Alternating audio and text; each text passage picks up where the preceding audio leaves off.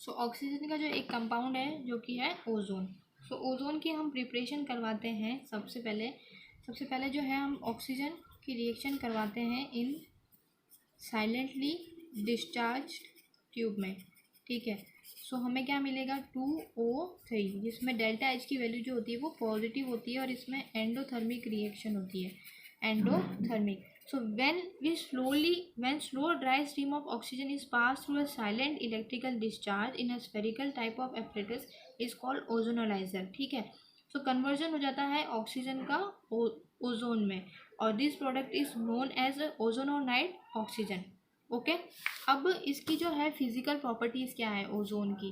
So it is a pale blue having a strong characteristic smell होती है इसकी। Colour हो गया इसका पेल ब्लू, ठीक है।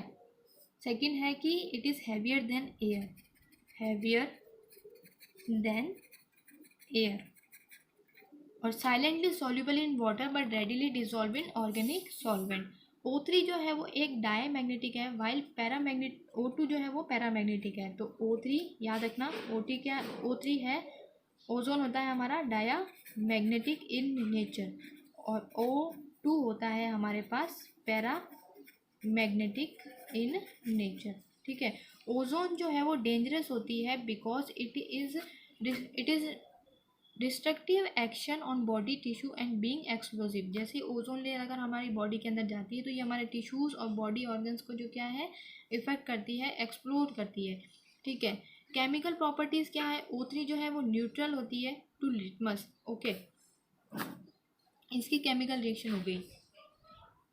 नाउ अब बात आती है कि स्ट्रक्चर ऑफ ओजोन क्या होती है। So the 2 oxygen bond length in ozone are identical and the molecule is angular. So ozone जो है 1 single bond and double bond बनाता है, ठीक है। रेजोनेंस स्ट्रक्चर इसकी हो जाएगी O, देन यहाँ पे डबल बॉन्ड 1 2 3 4 5 6 एंड एक यहाँ पे 1 and 2, ठीक है। यूज़ कहाँ पे आता है ओजोन का, it is a germicides disinfectant and is a sterilising water used for bleaching oils और फ्लोर्स स्टार्च, ठीक है। It act as a oxidising agent in manufacture of potassium permanganate. Now अब हम बात करते हैं सल्फर की। सल्फर में it consist 0.1% in the earth crust. Sulphur का जो परसेंटेज होता है वो 0.1% ही होता है अर्थ में, ओके। सब बात आती है कि एलोट्रोप्स ऑफ सल्फर कौन कौन से होते हैं। Allotropes of sulphur are rhombic sulphur and monoclinic sulphur, ठीक है। रोम्बो एंड मोनोक्लिनिक में क्या है, सबसे पहले हम लिखते हैं यहाँ पे एलोट्रोप्स ऑफ सल्फर। सल्फर के एलोट्रोप से पहले बात करते हैं कि जो सल्फर 8 है उसको हम जब हीट करते हैं तो हमें ये रोम्बो क्लिनिक है, मोनो क्लिनिक। जब इसको हीट करते हैं 369 डिग्री केल्विन के ऊपर तो हमें मोनोक्लिनिक मिल जाता है जो कि येलो कलर का होता है। और कूल डाउन जो कि कूल करने के बाद इसको जब हम हीट करते हैं तो मोनोक्लिनिक मिलता है और मोनोक्लिनिक को वापस कूल करते हैं तो रोम्बो क्लिनिक मिलता है जिसकी जो येलो कलर की फॉर्म होती है, ठीक है। अब बात करते हैं इसकी स्ट्रक्चर की। सो रोम्बो जो स्ट्रक्चर है वो क्राउन फॉर्म होती है उसके अंदर। सो हम यहाँ पे लेते हैं 1 2 3 4 5, ठीक है। देन 6 7 8, तो 8 हो गए, ये 8 सल्फर एटम हो गए जिसकी स्ट्रक्चर किसकी जैसी है, क्राउन स्ट्रक्चर है, क्राउन फॉर्म है और इसका नाम हो गया हमारा रोम्बिक।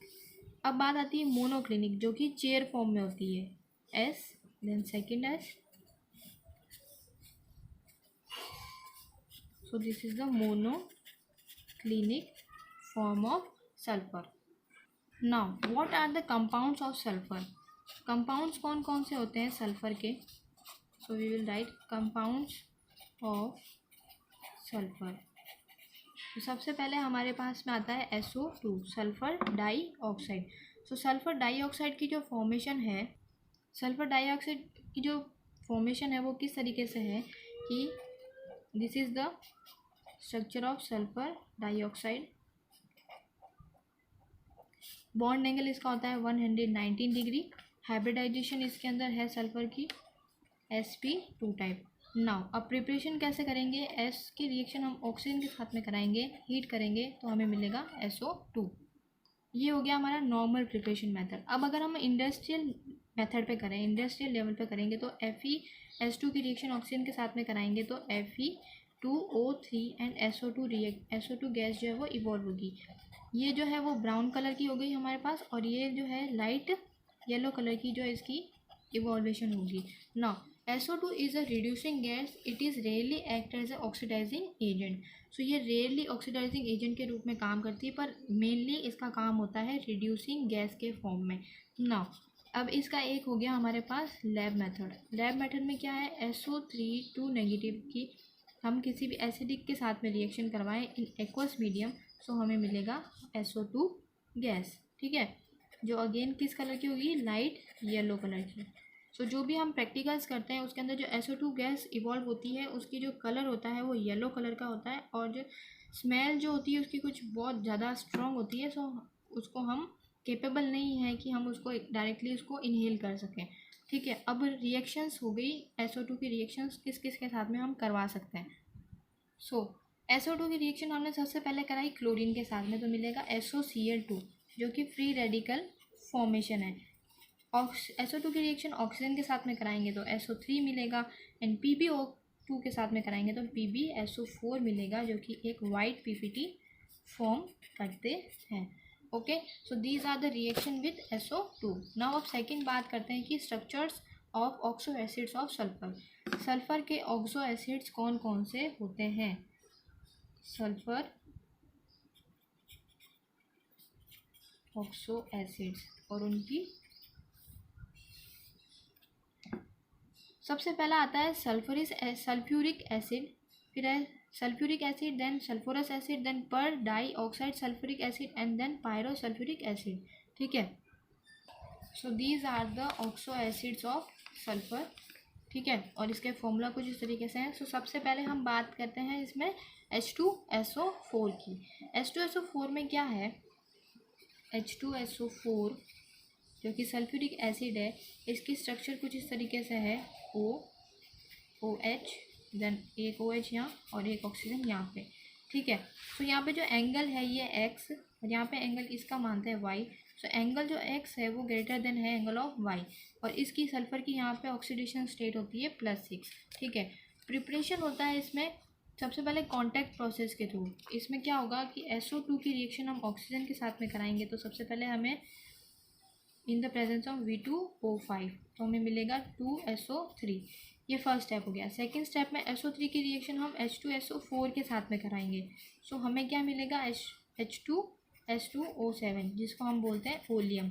ठीक है, नाउ थर्ड स्टेप ये है कि H2S2O7 ओलियम की रिएक्शन हम वाटर के साथ में कराएंगे तो फाइनली हमें मिलेगा सल्फ्यूरिक एसिड। ठीक है, so these are the 3 steps for the preparation of H2SO4।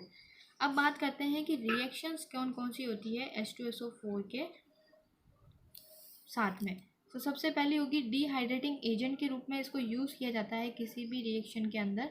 So how it work as dehydrating agent और ऑक्सीडाइजिंग एजेंट। सो हम फर्स्ट कंपाउंड की इसमें रिएक्शन करवाते हैं कंसनट्रेशन H2SO4 के साथ में।